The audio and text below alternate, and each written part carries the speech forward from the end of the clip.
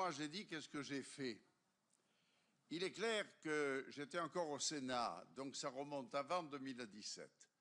J'ai reçu le président de la Société hippique française, M. de Rothschild, escorté des amis de Borelli. Et je leur ai dit, les choses ont changé. C'était bien d'avoir un hippodrome. C'est nous qui avions voulu qu'au centre de l'hippodrome, il y ait un golf. C'est vrai qu'il y a eu des constructions superbes. Personne ne dit de les supprimer, ces constructions. Elles pourront être utilisées à diverses formes plus tard.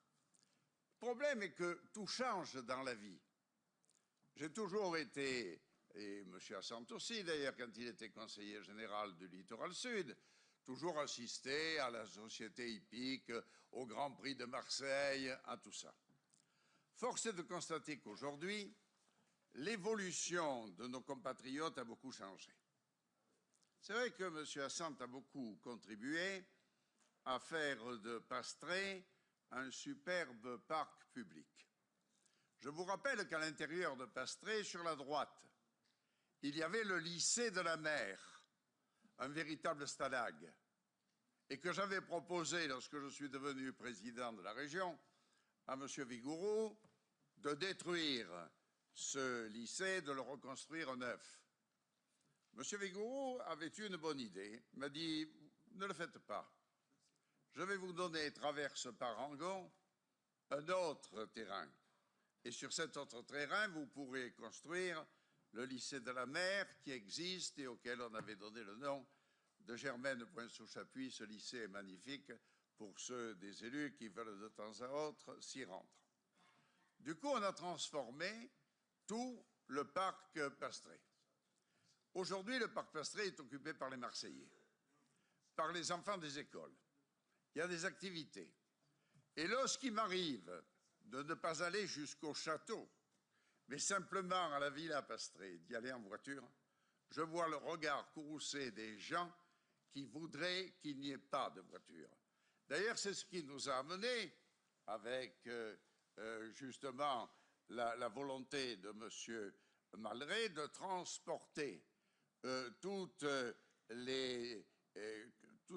que nous avions comme faïence provençale à l'intérieur du château Pastré, vers le château Borelli que nous avons réhabilité et où il y a un véritable succès. Les choses, mes chers collègues, et M. Assante avec moi, les choses ont changé. L'évolution que nous entendons aujourd'hui partout, que nous voyons à la télévision partout, c'est d'aller vers plus de nature. Madame Cordier nous a expliqué sur les 24 000 hectares de la ville, nous avons 10 000 hectares protégés. Les gens considèrent que ce n'est pas assez, qu'il nous en faut plus. Alors m'est venue l'idée, mais il y a déjà plus de 2 ans, quand je l'ai dit au président de la Société hippique française, le bail sera renouvelé qu'en 2022. En 2022, je ne serai plus le maire. Mais je vous dis tout net que si je pouvais d'ici là étendre le parc Borelli et faire partager cette idée de développer la nature, de permettre aux gens qui tous les jours sont à l'intérieur de ce parc Borelli d'avoir un espace beaucoup plus grand. Alors je peux comprendre qu'il y ait l'utilité économique des 34 courses qui se font. Peut-être faudra-t-il que la société hippique modifie quelque chose à Pont-de-Vivaux. Pour ce qui est de Calas, tiens, j'aurais bien aimé que le super-maire là-bas de Calas, qui a fait Polytechnique et l'ENA à la fois, nous parle un peu de la situation de Calas, ne s'en jamais parlé. Alors aujourd'hui, notre choix, ce n'est pas un choix politique, ce n'est pas un choix d'opportunité, parce que ce que fait un maire, un autre maire pourra le défaire. C'est simplement de prendre acte que la volonté des Marseillaises et des Marseillais, des Provençaux, c'est d'avoir plus de nature, c'est de pouvoir utiliser davantage pour toutes les activités que l'on doit faire tous les jours. Et par conséquent, de prendre cet hippodrome pour étendre le parc Borelli Alors on nous dit, mais vous ferez un souterrain, un tracé, on nous l'a dit combien de fois sur Pastré, de faire une amputation pour faciliter la circulation, nous ne l'avons jamais fait. Donc voilà, moi je ne partage pas une idée préconçue. Je dis, à moins que je me trompe, nos compatriotes veulent plus d'espace, ils veulent plus de nature, ils veulent plus justement de possession pour eux-mêmes d'un parc public. Allons donc, comment peut-on être contre l'extension d'un parc public et le mettre en contreposition de ce que peuvent apporter les courses à l'hippodrome ou à la société hippique? C'est normal que, bien entendu, ils n'en veulent pas. Ils voudraient rester sur le statu quo. Or, il me semble, peut-être parce que je suis ancien, qu'il y a cette évolution de la nature, qu'il y a cette volonté de nos compatriotes d'avoir plus encore d'espace à côté du parc national des Calanques et à côté de nos plages et de tout ce que nous pouvons déjà offrir aux Marseillaises et aux Marseillais. Voilà ce que j'ai dit il y a plus de 2 ans au président de la société hippique. Comme Yves Morenne vous le rappelait, on avait voté une délibération de principe. Aujourd'hui, on fait pareil. Hein, ça ne veut pas dire que le maire futur, s'il le veut, suivra ce que je suggérais et qu'il change. Oh, il y en aura des changements. Mais attendez, laissez-moi aller au terme de mon mandat.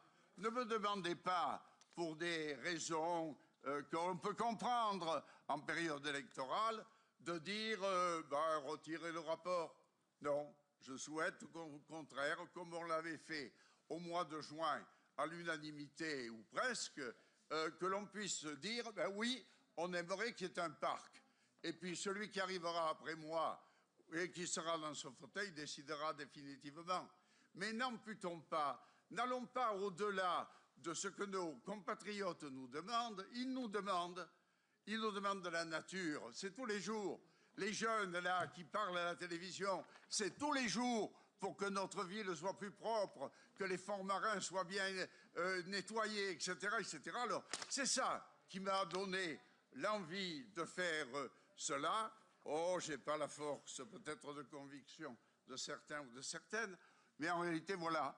Donc, c'est une position de principe renouvelée par rapport à juin et rien de plus.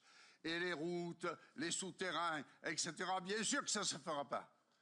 Bien sûr qu'il nous a fallu 25 ans pour faire une L2, autant pour faire une L Nord. Alors ça ne viendra pas là, mais un espace vert. L'extension du jardin Borély, ça doit pouvoir se faire.